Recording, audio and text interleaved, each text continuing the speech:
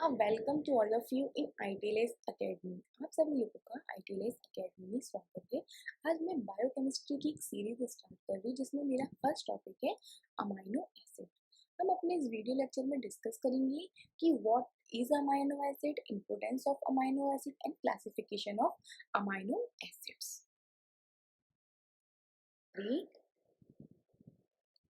Amino acid हमारा carbon, hydrogen, oxygen और nitrogen, ये जो कंपाउंड्स होते हैं इन सबसे मिलके जितने भी सारे एलिमेंट्स हैं उन सबसे मिलके एक हमारा कंपाउंड की फॉर्मेशन होती है।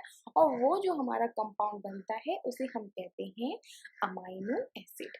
और ये जो हमारे अमाइनो एसिड्स होते हैं ये प्रोटीन के बिल्डिंग ब्लॉक्स होते हैं। मतलब कि जब भी कोई प्रोटीन की फॉर्मेशन होती है तो उसकी जो सबसे बेसिक यूनिट जो हमारी होती है वो हमारे होते हैं amino acid.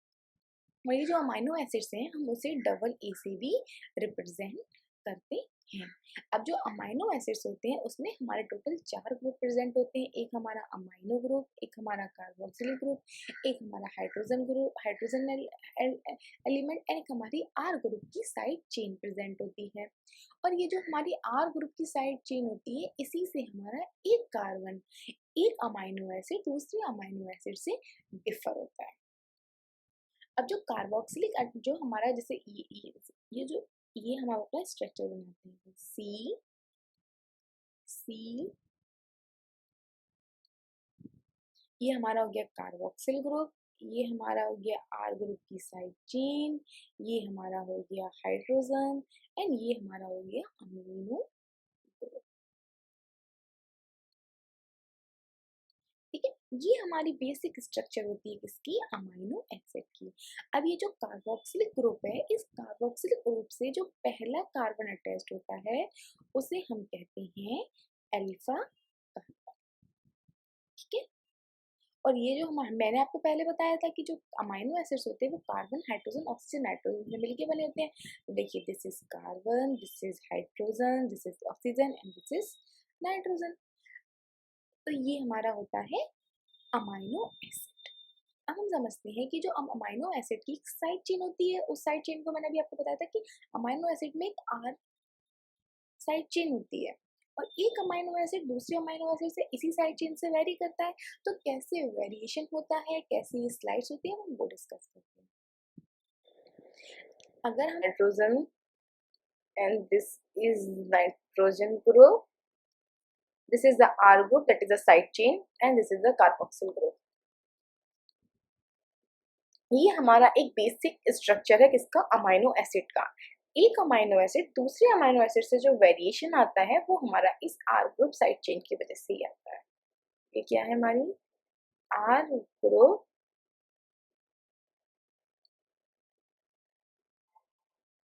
Side chain. Okay, and this is our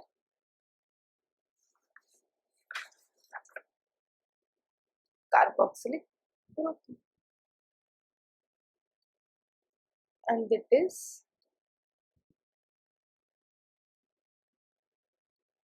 the alpha amino group and this is hydrogen। और जो कार्बोक्सिलिक ग्रुप होता है उससे जो पहला कार्बन अटैच्ड होता है वो हमारा कहलाता है अल्फा। इसीलिए ये है अल्फा अमाइनो ग्रुप, ये है हमारा अल्फा कार्बोक्सिलिक ग्रुप। ठीक है, क्या जाना हमने कि जो अमाइनो एसिड्स होते हैं वो प्रोटीन की मोनोमेरिक यूनिट होते हैं। वो किससे मिलके बने होते हैं हमारे, carbon, hydrogen, nitrogen and oxygen से मिलके बने होते हैं। अब हम अब जानते हैं कि ये साइड चेन होता है, इसमें वेरिएशन किस तरीके से होता है वो डिस्कस करते हैं। अगेन मैं यहाँ पे कार्बन की जो बेसिक स्ट्रक्चर है उसे ड्रॉ करती हूँ।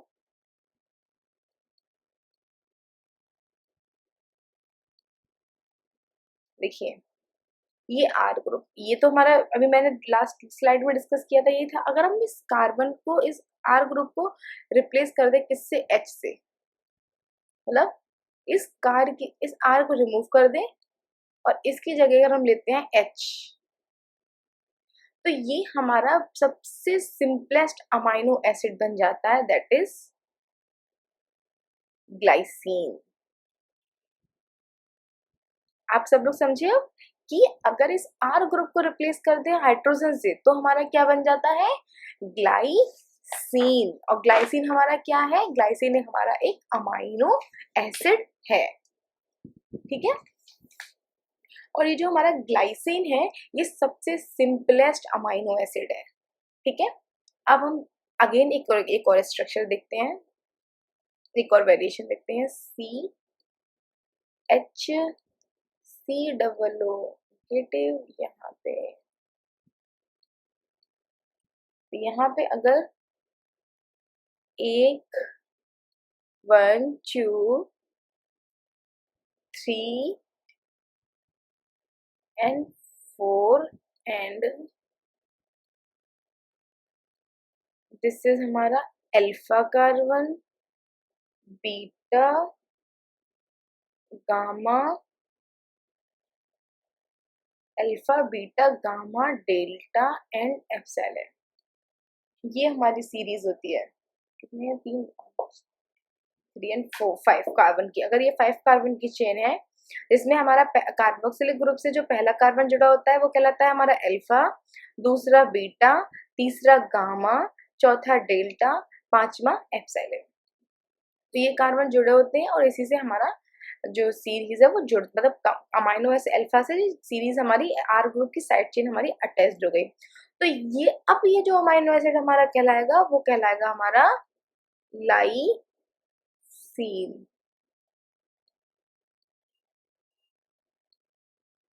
यहाँ पे हमारा हाइड्रोजन था आर ग्रुप की जगह तो कहलाया ग्लाइसिन। वही आर यहाँ पे आर की ग्रुप की जगह ये 5 कार्बन 4 कार्बन और एक नाइट्रोजन अमाइनो एसिड की चेन थी तो हमारा कहलाया ग्लाइसिन। क्या कहलाया, लाइसिन और ग्लाइसिन। तो ये वेरिएशन होता है हमारा एक साइड चेन आर ग्रुप की वेरिएशन की वजह से और एक अमाइनो एसिड और दूसरे अमाइनो एसिड में। ये जो 3 ग्रुप है हमारे ये कांस्टेंट रहते सब में, इनमें वेरिएशन कुछ भी नहीं होता है। जो वेरिएशन होता है वो सिर्फ आर ग्रुप की साइड चेन में होता है, इसके अलावा किसी भी अमाइनो एसिड के स्ट्रक्चर में कोई भी वेरिएशन नहीं होता है। अब हम देखते हैं optical activity of amino acids. ये जो अमाइनो एसिड्स होते हैं वो किस तरीके से ऑप्टिकल एक्टिविटीज को शो करते हैं, हम वो डिस्कस करते हैं।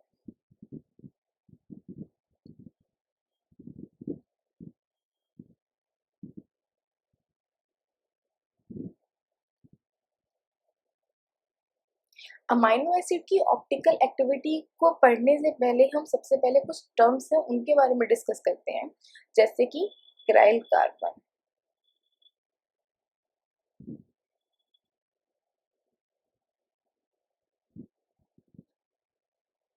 किराइल कार्बन क्या होता है, वो कार्बन जिसपे 4 डिफरेंट ग्रुप प्रेजेंट होते हैं वो हमारा कार्बन कहलाता है किराइल कार्बन। ये जो 4 डिफरेंट ग्रुप प्रेजेंट होते हैं वो हमारा कार्बन कहलाता है किराइल कार्बन। और ये जो प्रॉपर्टी होती है वो कहलाती है हमारी किराइलिटी, CHIRALITY। ठीक है, जैसे अगर हम ये तो हमारा किराइल कार्बन हमें पता चल गया। अब अगर हम इन केस ऑफ अमाइनो एसिड्स देखें तो ग्लाइसिन को अगर हम छोड़ दें तो जितने भी हमारे अमाइनो एसिड्स होते हैं वो हमारे किराइल कार्बन को शो करते हैं और एक जो हमारी किराइलिटी वाली प्रॉपर्टी होती है उसको भी शो करते हैं। जैसे एक हमारा कंपाउंड है एनिलीन,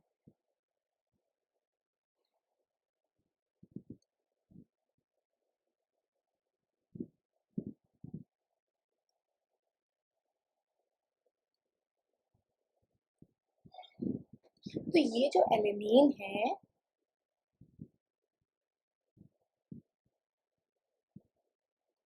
उस पे ये 4 डिफरेंट ग्रुप प्रेजेंट होते हैं, first, second, third and fourth. This is carboxyl group, this is amino group and this is हमारा मिथाइल ग्रुप और ये हमारा हाइड्रोजन।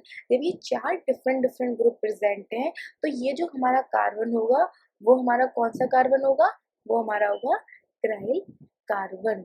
और जो हमारी क्राइलिटी वाली प्रॉपर्टी होगी वो हमारा ये कंपाउंड शो करेगा। ठीक है। अगर हम यही ग्लाइसिन का केस देखें तो क्या होता है, तो जो ग्लाइसिन होता है हमारा,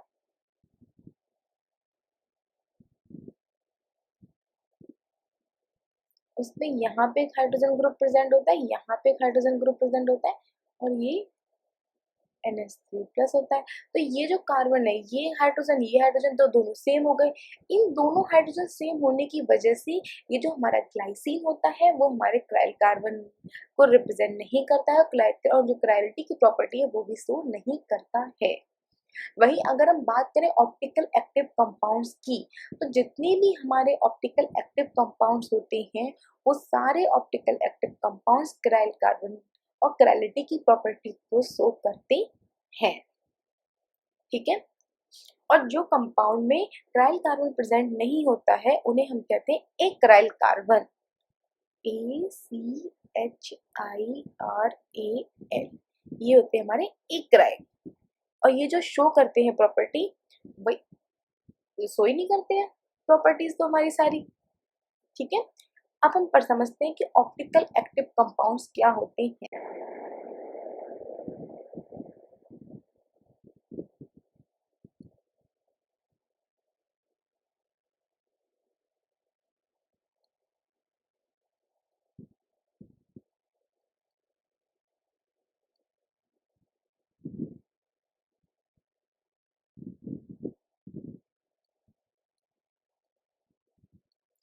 वो कंपाउंड जो हमारी जो क्लीन और पोलराइज लाइट होती है, कंपाउंड जो हमारी जो प्लेन एंड पोलराइज लाइट होती है उसे किसी भी एक डायरेक्शन में मूव कराने की जो हमारी प्रॉपर्टीज होती है या जो कैपेसिटी होती है, वो कंपाउंड्स हमारे सारे कहलाते हैं optical active compound.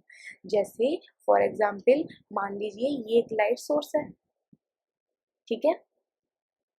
Light source ने अपनी लाइट दी तो ये हमारी एक नॉर्मल लाइट है, मतलब अनपोलराइज्ड लाइट्स है। ये तो डिफरेंट डिफरेंट डायरेक्शन में मूव करेगी। ठीक है। अब इसी लाइट को हमने एक पोलराइजर से पास करा दिया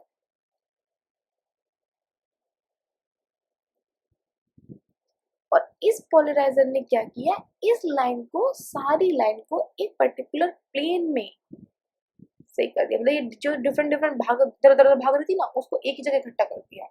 तो अब ये जो हमारी लाइट है वो है हमारी प्लेन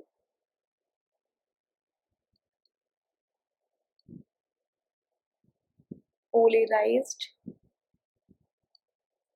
लाइट। ठीक है। अब इस लाइट को हमने, एक सैंपल है जिसमें बहुत सारे कंपाउंड्स रखे हैं, हमें नहीं पता इसमें कौन कौन से कंपाउंड्स रखे हैं। अगर उस कंपाउंड से पास अगर हमने कराया तो अगर बाई चांस जो हमारी लाइट है वो हमारी एक डायरेक्शन में मूव कर गई, मतलब या तो इधर इस साइड मूव कर जाए या इस साइड मूव कर जाए, ये तो एकदम प्लेन में एकदम सीधी थी, प्लेन थी। अगर ये कंपाउंड से हम पास कराएं और ये लाइट या तो इस डायरेक्शन में मूव कर जाए या इस डायरेक्शन में मूव कर जाए, तो ये जो कंपाउंड्स इस सैंपल में रखे हैं वो सारे कंपाउंड्स हमारे कैसे कंपाउंड्स होंगे, ऑप्टिकल एक्टिव कंपाउंड। अगर ये सारे कंपाउंड्स, कोई भी कंपाउंड है अगर वो प्लेन ऑफ पोलराइज्ड लाइट को किसी भी एक डायरेक्शन में मूव कराने की कैपेसिटी रखता है तो वो कंपाउंड हमारा ऑप्टिकल एक्टिव कंपाउंड होता है। और ये जो ऑप्टिकल एक्टिव कंपाउंड होता है वो हमारा क्राइल कार्बन को भी रखता है। इसीलिए मैंने आपको पहले क्राइल कार्बन समझाया, फिर मैंने आपको बताया कि ऑप्टिकल एक्टिविटी क्या है। ठीक है। अगर अब हम बात करते हैं हमारे कि अगर मान लो लाइट को उसने क्लॉकवाइज डायरेक्शन में मूव करा दिया, किस डायरेक्शन में मूव कराया हमारी लाइट को? Clockwise direction.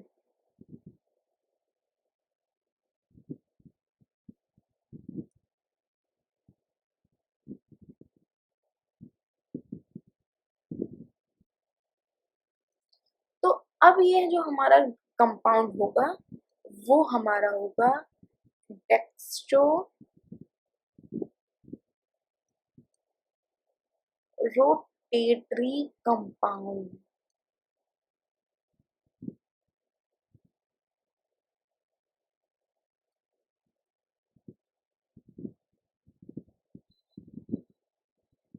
ठीक है, और इसे हम रिप्रेजेंट करते हैं डी से और प्लस के साइन से। मतलब अगर किसी कंपाउंड ने प्लेन ऑफ पोलराइज्ड लाइट को क्लॉकवाइज डायरेक्शन में मूव करा दिया तो वो कंपाउंड हमारा डेक्स्ट्रो रोटेटरी कंपाउंड होगा, और वो जो लाइट होगी वो होगी हमारी डेक्स्ट्रो रोटेटरी लाइट। अगर वही उसी कंपाउंड ने उसी लाइट को काउंटर क्लॉकवाइज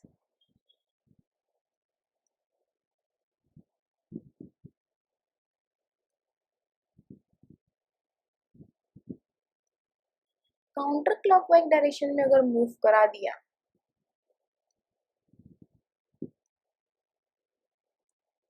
तो अब ये हमारा कंपाउंड होगा लीवो rotatory compound.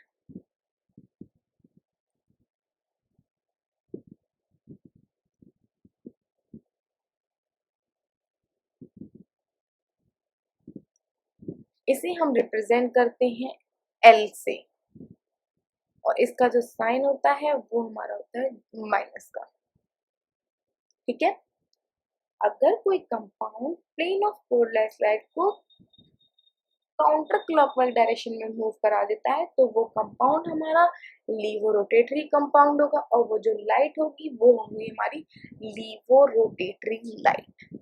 This is the basically concept of optical active compounds. अब हम डिस्कस करते हैं in case of our amino acids.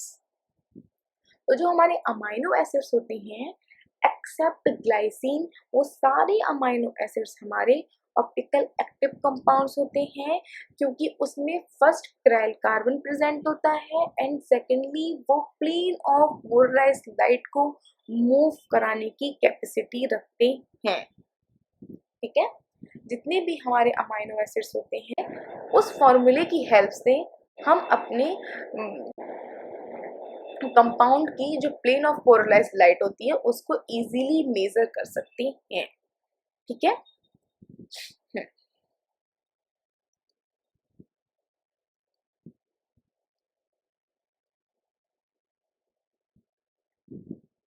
अब नेक्स्ट हम देखते हैं absolute configuration of amino acids.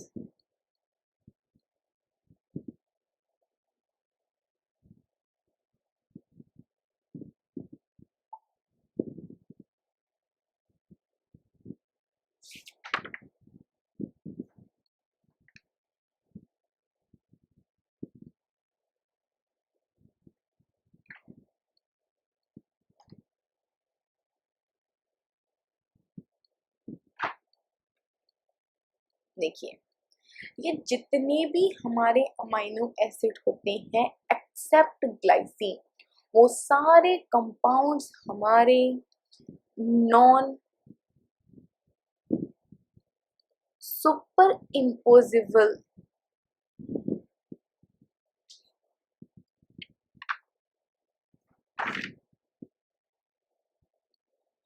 Mirror image को शो करते हैं।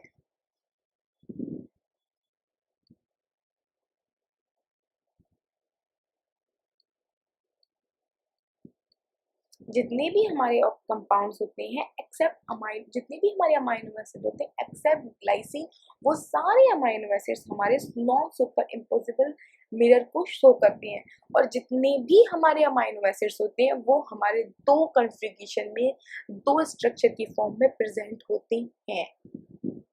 ठीक है, और इनकी जो दो डिफरेंट स्ट्रक्चर, जैसे मान लो DLRS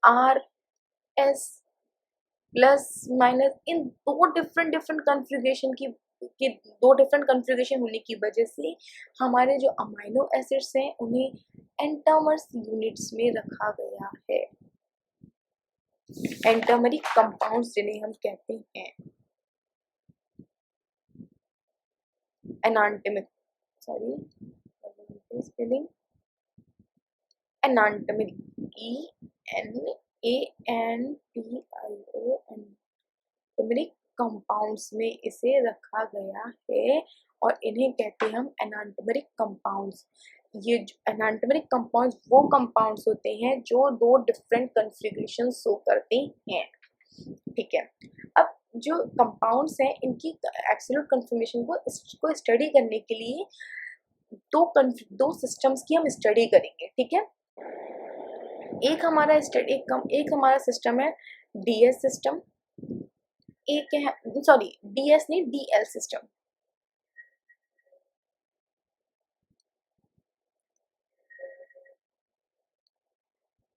ठीक है।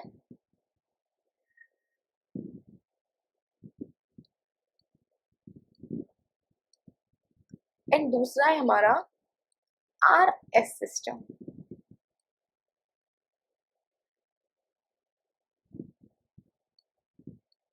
ठीक है।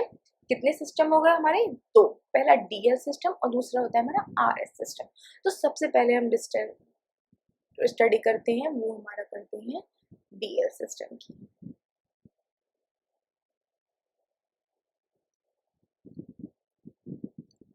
ठीक है। DL सिस्टम, एक जो हमारे अमाइनो एसिड्स, एक मतलब साइंटिस्ट थे फिशर, उन्होंने इसकी जो एब्सोल्यूट कंफर्मेशन थी उसको हमें हमें बताया गया था। तो उन्होंने क्या किया था, एक कंपाउंड था, एक हमारी कंपाउंड है, वो है हमारा ग्लिसरल्डिहाइड। ग्लिसरल्डिहाइड क्या है हमारा? 3 कार्बन का एक हमारा कंपाउंड है। उस 3 कार्बन कंपाउंड की स्ट्रक्चर को लेके उन्होंने एक एब्सोल्यूट कंफर्मेशन दिया था, किसने? फिशर ने। अब उसी सिस्टम को सेम प्रोसेस को हम अप्लाई करेंगे अमाइनो एसिड्स के केस में, लेकिन उस अमाइनो एसिड के केस में अप्लाई करने से पहले हम जो ग्लिसरल्डिहाइड है उसका DL सिस्टम समझते हैं, उसका एब्सोल्यूट कॉन्फ़िगरेशन समझते हैं। तो जो हमारा ग्लिसरल्डिहाइड है उसकी स्ट्रक्चर बनाते हैं सबसे पहले।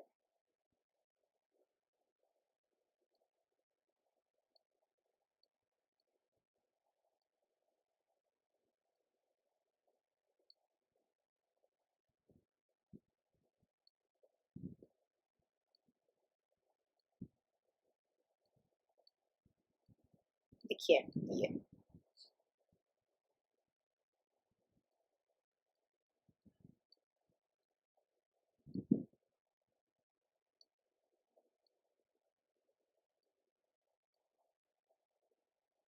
देखिए, ये हमारा ग्लिसरल्डिहाइड है,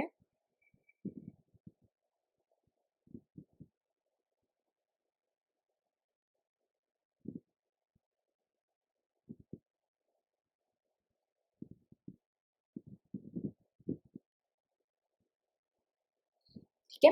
अब ये जो ग्लिसरल्डिहाइड है इसके दो डिफरेंट कॉन्फ़िगरेशन हमको दिख रहे हैं स्क्रीन पे। इन दोनों में क्या डिफरेंस है हम पहले वो समझते हैं।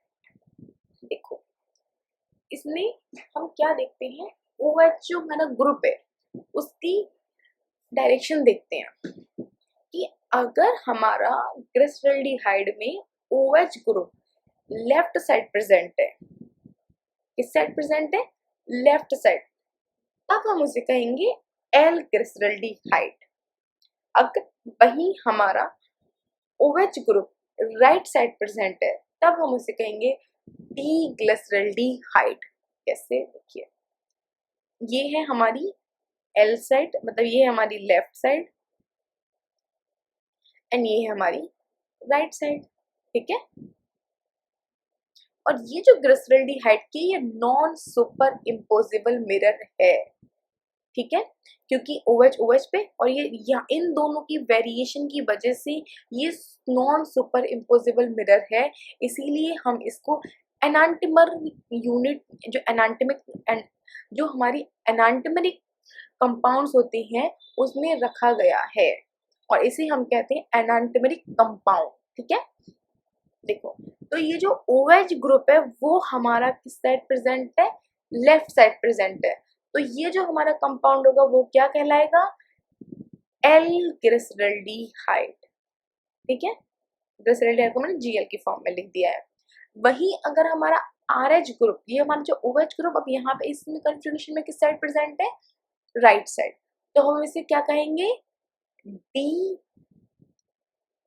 ग्लिसरल्डिहाइड। ठीक है, अगर left side present then L glyceraldehyde, D side right side present then L glyceraldehyde. अब यही सेम कॉन्सेप्ट हम अप्लाई करेंगे अमाइनो एसिड के केस में। कैसे अप्लाई करेंगे वो देखते हैं।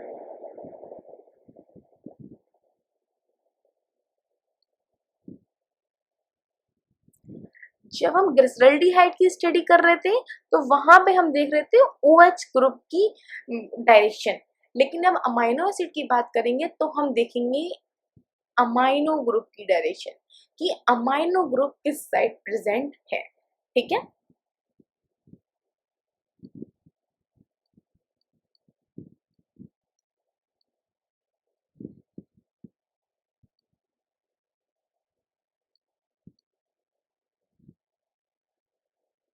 ठीक है,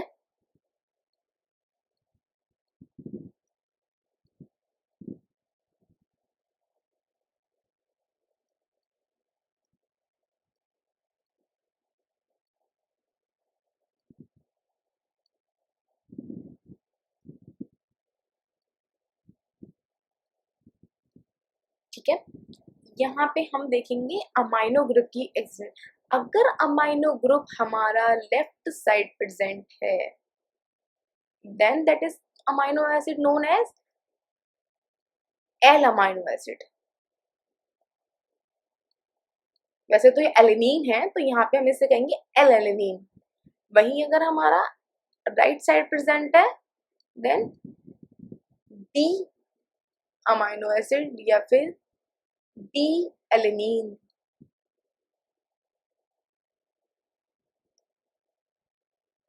ठीक है, सेम अगर जैसे हम ग्लिसरल्डिहाइड के केस में क्या था, अगर OH group left side present था तो वो था एल ग्लिसरल्डिहाइड। वही सेम अगर हमारा amino group left side present है देन एल अमाइनो एसिड या फिर एल एलेनिन।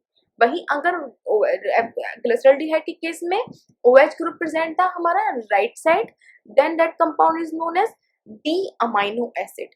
वही सेम इस केस में, सेम अमाइनो एसिड के केस में अगर अमाइनो एसिड हमारा प्रेजेंट है right side then this amino acid is known as D amino acid या डी एलेनिन, क्योंकि यहाँ पे जो हमने अमाइनो एसिड बनाया है वो हमारा एलेनिन है।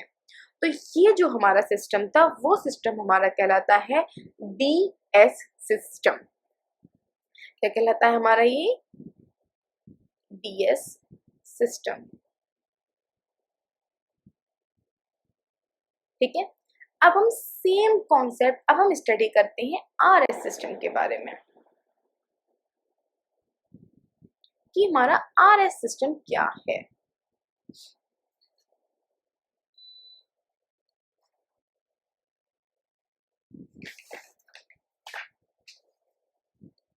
DS सिस्टम RS सिस्टम एक दूसरे के सिमिलर हैं, लेकिन यहाँ पे हम वहां पे हम क्या देख रहे थे, अमाइनो ग्रुप की डायरेक्शन देख रहे थे। लेकिन यहाँ पे हम क्या देखेंगे, यहाँ पे हम देखेंगे कंपाउंड का एटॉमिक नंबर। जिसकी एटॉमिक नंबर ज्यादा उसकी हमारे कंपाउंड की हायर प्रायोरिटी, जिसका हम एटॉमिक नंबर कम वो उसकी लोअर उसको हम लोअर प्रायोरिटी देंगे। इसके साथ विद अल्फा अमाइनो एसिड्स के साथ। देखिए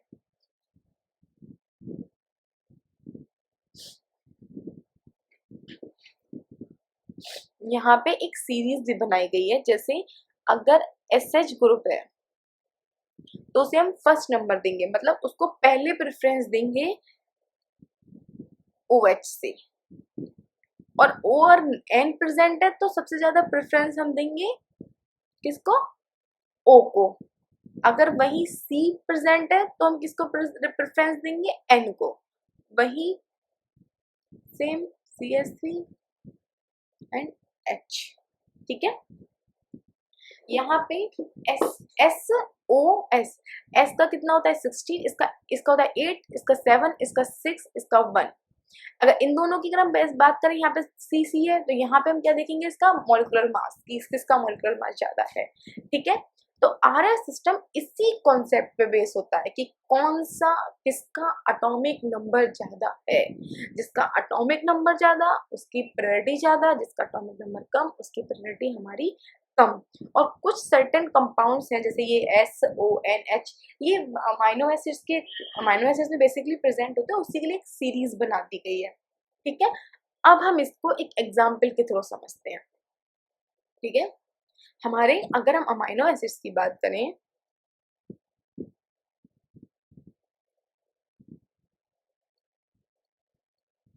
तो अमाइनो एसिड्स में हमारे कौन कौन से ग्रुप प्रेजेंट होते हैं,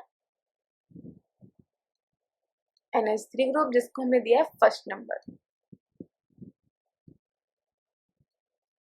कार्बोक्सिलिक ग्रुप जिसको हमने दिया है सेकंड नंबर,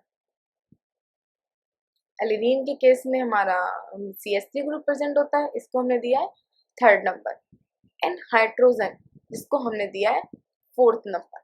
अगर हम इसकी मॉलिक्यूलर मास के अकॉर्डिंग अगर हम इसको देखें तो सबसे ज्यादा मॉलिक्यूलर मास किसका है, इसका नाइट्रोजन का। तो इसकी प्रायोरिटी कितनी ज्यादा, इसकी ज्यादा होगी, इसकी इससे ज्यादा होगी, इससे इसकी ज्यादा होगी। तो जब ये प्रायोरिटी हम देखते हैं इनकी, तो इन सब में सबसे ज्यादा इसकी, सबसे कम इसकी है। तो इसी प्रायोरिटी के बेसिस पे इसका हम रोटेशन देखते हैं। कैसे देखते हैं ये समझते हैं। मान लो यहाँ पे हमारा प्रेजेंट है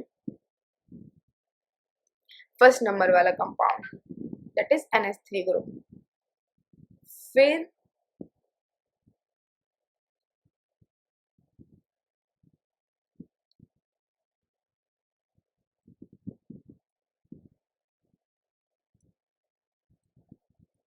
ये मतलब यहाँ पे हमारा nitrogen group, amino group acid present है, यहाँ पे कार्बोक्सिल, यहाँ पे हमारा मिथाइल ग्रुप, और यहाँ पे हमारा हाइड्रोजन, ठीक है। इसी तरीके से तो इस तरीके से अगर हम इसमें रोटेशन देखेंगे तो पहले हम फर्स्ट से सेकंड की तरफ आएंगे, सेकंड से थर्ड, थर्ड से फोर्थ, क्योंकि ये बैक साइड है, मतलब ये 3D इमेज में है। तो ये इस तरीके से, तो ये कौन सा डायरेक्शन हुआ, ये किस डायरेक्शन में मूव किया हमारा, क्लॉक बैक डायरेक्शन में। तो जब ये ऐसा रोटेशन हमारा तो ये जो हमारा रोटेशन हुआ वो इस तरीके से होगा ना, इस तरीके से। तो जब हमारा रोटेशन इस डायरेक्शन मतलब क्लॉक बैक डायरेक्शन में होता है, किस डायरेक्शन में,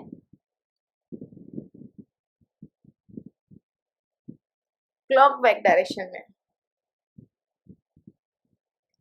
तब ये हमारे कहलाते हैं R कंपाउंड्स, R सीरीज के कंपाउंड या फिर R अमाइनो एसिड्स। वही सेम अगर 1 इधर हो जाए, 2 इधर हो जाए, 3 इधर हो जाए, 4 इधर हो जाए, तो अब हम जब आएंगे तो हम इस डायरेक्शन में आएंगे। जब हम इस डायरेक्शन में आ जाएंगे तो ये हमारी हो जाएगी काउंटर क्लॉक डायरेक्शन, मतलब एंटी क्लॉकवाइज। तो अब ये जो कंपाउंड होगा वो हमारा होगा S अमाइनो एसिड। अगर वही सेम प्रायोरिटी देखेंगे, डायरेक्शन देखेंगे, अगर कंपाउंड की डायरेक्शन या फिर प्रायोरिटी क्लॉकवाइज डायरेक्शन में है तो वो हमारा होगा R, अगर एंटी क्लॉकवाइज डायरेक्शन में तो वो हमारा हुआ S। तो इस तरीके से R और S सिस्टम को डिफाइन किया गया है, ठीक है। इसी तरीके से अमाइनो एसिड्स की डी कन्फिग्रेशन हमने देखी कि डी क्या है, एल क्या है, डेक्स्ट्रो रोटेटरी क्या है, लीवो रोटेटरी क्या है, आर सिस्टम क्या है, आर और एस कन्फिग्रेशन क्या है। आर और एस लीवो रोटेटरी वो कौन से कंपाउंड, ऐसे हम इसको ब्रीफ में आपको समझाती हूँ। अगर कोई कंपाउंड हमारा डेक्स्ट्रो रोटेटरी है तो प्लेन ऑफ पोलराइज लाइट, ये लाइट को रोटेट करता है, किसमें, क्लॉकवाइज डायरेक्शन में। इसको हम प्लस साइन से डोनेट करते हैं, ठीक है। अगर हमारा कंपाउंड लीवो रोटेटरी है तो ये जो लाइट है उसको काउंटर क्लॉकवाइज डायरेक्शन में मूव करा देगा। कौन सी डायरेक्शन में? काउंटर क्लॉकवाइज में। इसे हम प्रेजेंट करते हैं माइनस के साइन से, ठीक है। अगर हमारा कंपाउंड में जो अमाइनो ग्रुप है, कौन सा ग्रुप? अमाइनो ग्रुप, अगर वो प्रेजेंट है हमारा लेफ्ट साइड, तो ये कंपाउंड होगा हमारा L amino acid. L amino acid, ठीक है। अगर वही हमारा अमाइनो ग्रुप किस साइड प्रेजेंट है? लेफ्ट साइड, तो ये होगा हमारा डी अमाइनो ग्रुप। अगर हमारी ये जो जो जो कन्फिग्रेशन है, पेरिटी है, वो हमारी जैसे 4 3 2 1, यही तो देख रहे थे। अगर ये इसका रोटेशन हो, इसका जो रोटेशन हो मतलब मूवमेंट हो, या फिर जो नंबरिंग आए वो अगर क्लॉकवाइज डायरेक्शन में आए,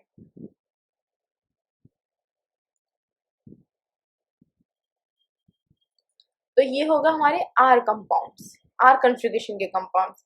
अगर वही यही नंबर हमारा आ जाए काउंटर क्लॉकवाइज,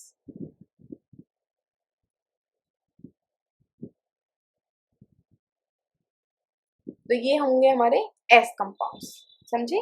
मतलब dextrorotatory amino, dextrorotatory DL system, RS system, ये सारा हमने अमाइनो एसिड से रिलेटेड स्टडी किया।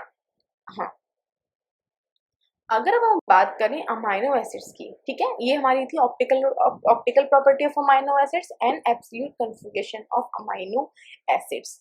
अब अमाइनो एसिड्स में हम समझते हैं कि जो हमारा ज़्यूटराइन वाला कॉन्सेप्ट था, और अब प्रोटीनेटेड और डीप्रोटीनेटेड कंपाउंड्स होते हैं वो किस तरीके से होते हैं और कैसे होते हैं, ठीक है। अब हम पढ़ते हैं अमाइनो एसिड का प्रोटोनेटेड और डीप्रोटोनेटेड कॉन्सेप्ट। कौन सा?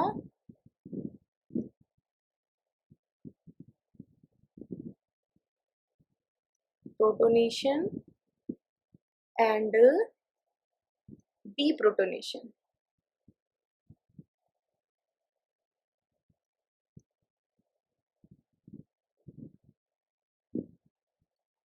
ठीक है। सबसे पहले देखते हैं कार्बोक्सिल कंपाउंड्स होते हैं।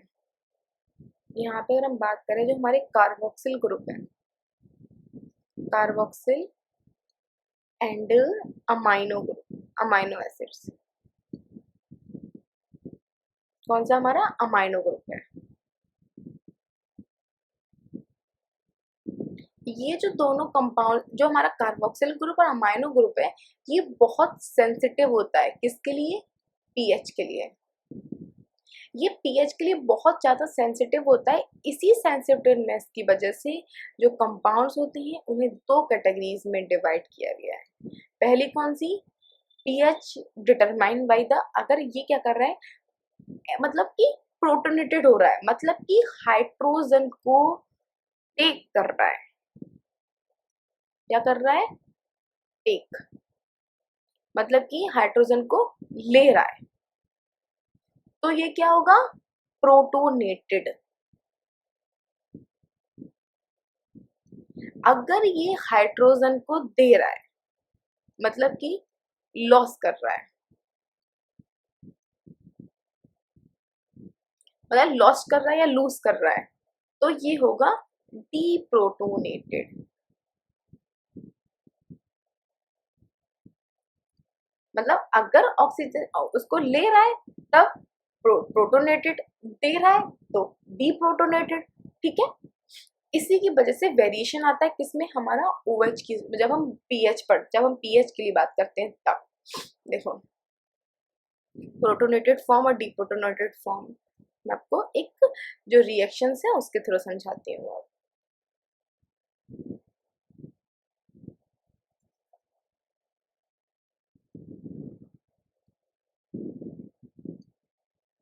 देखो,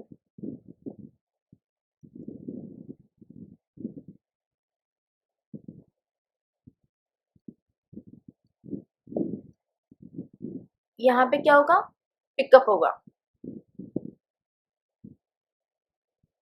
किसका पिकअप होगा? हाइड्रोजन का।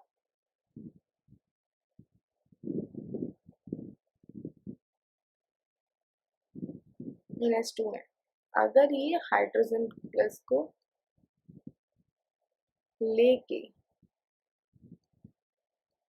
NH3 प्लस हो रहा है, then this is protonated amino acids. ठीक है,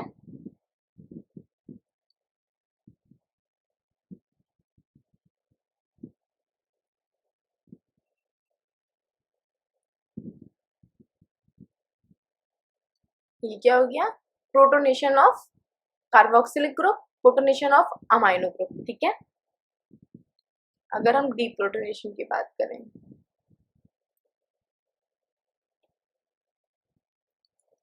इसमें इसका उल्टा होगा।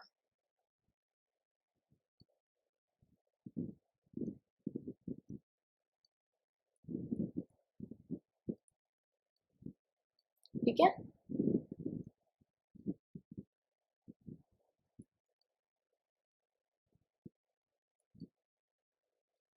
अगर यहाँ पे ये जो ग्रुप है ये होता है हमारा पॉजिटिव, तो ये यहाँ पे जो फॉर्म बनेगी वो बनेगी फुल्ली प्रोटोनेटेड फॉर्म। ठीक है, और अगर यहाँ पे अमाइनो एसिड, यहाँ पे तो हम फुल्ली प्रोटोनेटेड हो रहे हैं, अगर नॉर्मल है तो नॉर्मल ठीक है, अगर डीप्रोटोनेशन हो रहा है देन ये वाली फॉर्म, तो यहाँ पे ये होगा डीप्रोटोनेटेड, यानी कि fully डीप्रोटोनेटेड carbon compound.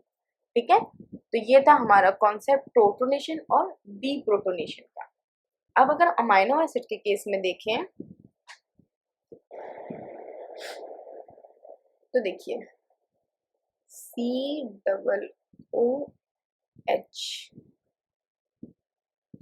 C alpha H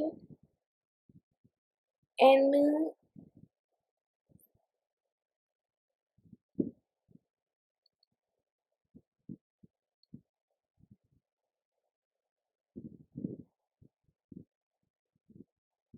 NH3 और ये हमारा कोई भी आ रहा है। अब इस पे क्या है, +1 चार्ज है, यानी कि इस पे प्लस चार्ज है, प्लस चार्ज है, तो ये क्या है, प्रोटोनेटेड। प्रोटोनेटेड है तो इसमें क्या होगा, इसका जो पीएच होगा वो कम होगा, किससे, पीआई वैल्यू से।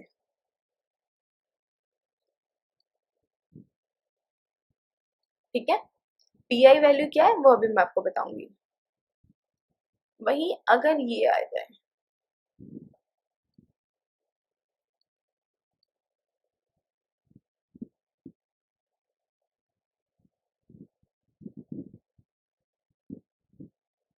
यहाँ पे क्या है, 0, इंटरमीडिएट फॉर्म है। यहाँ पे जो पीएच है वो बराबर है पीआई वैल्यू के। पीआई वैल्यू क्या होते हैं, ये होते हैं ज्यूटर आयन। कौन से आयन होते हैं,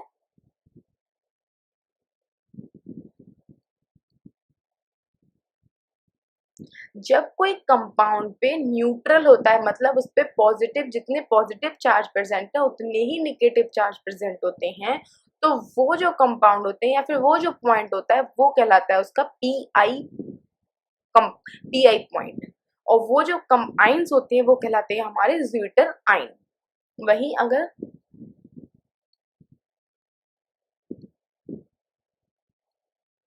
इसी केस में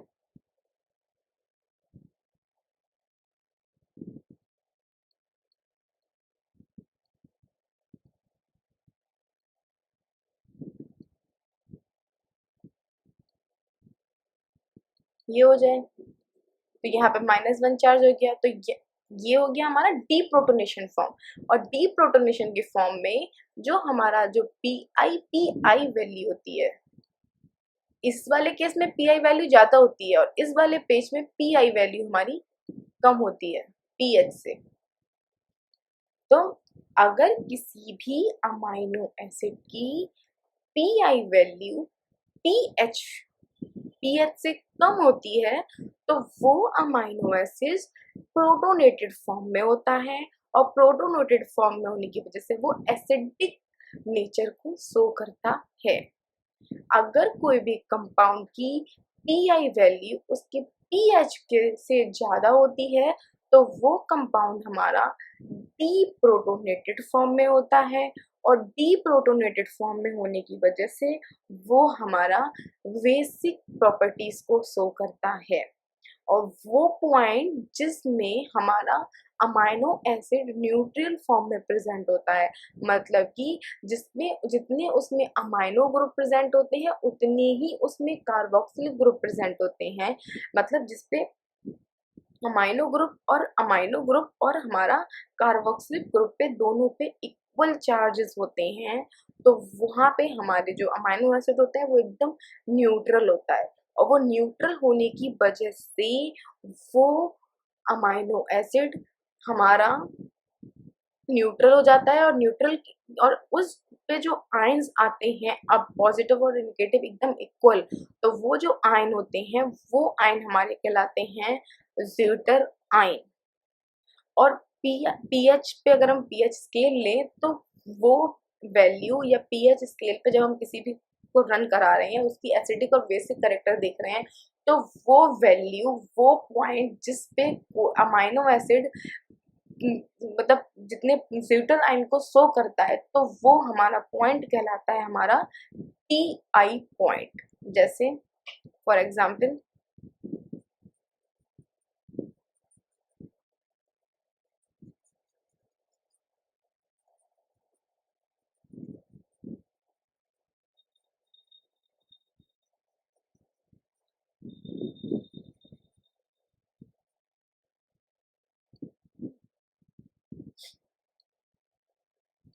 मान लीजिए ये एक स्केल है,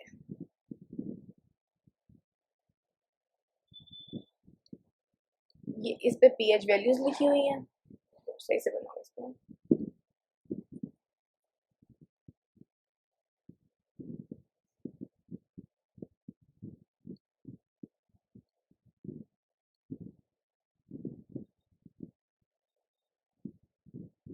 ठीक है, ये हमारा न्यूट्रल पॉइंट है, दैट इज 7। ये हमारा 0, ये 1, ये हमारा 14। ठीक है, अगर कोई भी प्रोटोनेटेड फॉर्म में प्रेजेंट होगा मतलब जिसपे पॉजिटिव चार्ज होंगे, वो क्या होगा, एसिड होगा, एसिडिक नेचर शो करेगा। इधर जितना बढ़ेंगे 7 से उधर वो जाएंगे निगेटिव में, और ये बेसिक नेचर शो करेंगे, बेसिक बेस की तरह काउंट करेंगे और बेसिक कंपाउंड होंगे।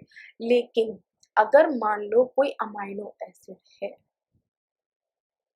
अगर उसका पी आई पॉइंट है 6.9, मतलब यहाँ पे अगर वो लाई कर रहा है तो इस वाले पॉइंट पे वो अमाइनो एसिड पे जितने भी पॉजिटिव चार्ज होंगे उतने ही नेगेटिव चार्ज होंगे, वो न्यूट्रल होगा। और ये जो पॉइंट होगा वो इस अमाइनो एसिड का, कोई भी एक्स अमाइनो एसिड का क्या होगा, पी आई वैल्यू। और इसी पीआई वैल्यू की हेल्प से और इसी पीआई वैल्यू की हेल्प से हम किसी भी अमाइनो एसिड का एसिड और बेसिक नेचर की स्टडी करते हैं। जैसे मान लो हमने एक अमाइनो एसिड लिया एक्स, ठीक है, उसकी जो पीआई वैल्यू है वो आई है हमारी 7.3। ठीक है, अगर हमने मान लो पीएच उसका देखा, मतलब हमने पीएच पे से रन कराया, हमने जो लास्ट टाइम पढ़ा था उसका जो पीएच आया हमारा वो आया 4.9, और एक पीएच हमारा आया 14। ठीक है, मतलब 13.2 आया। तो अब देखो पीआई क्या है इसका, 7.3 है, फॉर एग्जाम्पल लिया है मैंने एक्स अमाइनो एसिड का, कोई पक्का नहीं है। पीएच क्या है इसका 4.9, और ये क्या है 3.2 बेसिक नेचर। तो देखो ये ऐसे बनेगा 4.9, 7.3 और 3.2। ये क्या बन गया इसका पीआई वैल्यू ज़्यूटराइन। इस वाले अमाइनो एसिड अगर पीएच इस वाले पीएच पे है तो किस फॉर्म में प्रेजेंट होगा वो प्रोटोनेटेड फॉर्म में। और कौन सा नेचर शो करेगा एसिडिक नेचर। ठीक है। अगर वही वही अमाइनो एसिड चला जाएगा हमारा 3.2 पे तो इसकी जो पीआई वैल्यू ज्यादा हो गई और पीएच वैल्यू कम हो गई इसमें। ठीक है। और यहाँ पे हमारी पीआई वैल्यू ज्यादा थी और हमारा पीएच कम था। तो अब यहाँ पे कौन सा शो करेगा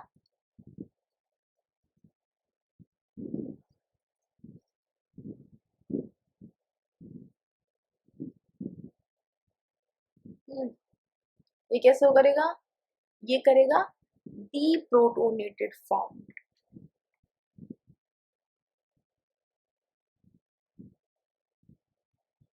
और डीप्रोटोनेटेड फॉर्म का मतलब क्या है ये कौन सा नेचर शो करेगा बेसिक नेचर।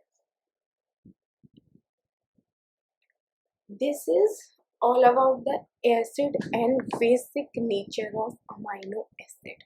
तो हमने अपने इस वीडियो लेक्चर में क्या डिस्कस किया कि अमाइनो एसिड्स क्या होते हैं, उनकी ऑप्टिकल प्रॉपर्टीज क्या होती है, उनकी एब्सोल्यूट कॉन्फ़िगरेशंस क्या होती हैं, उनका जो अमाइनो एसिड मतलब एसिड और बेसिक जो नेचर होता है वो किस तरीके से रिप्रेजेंट करते हैं, उसकी पीआई वैल्यू क्या होती है।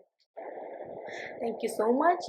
Please follow ITLS Academy on Instagram, Facebook, Twitter, YouTube, WhatsApp, LinkedIn, and also get it on Google Play Store.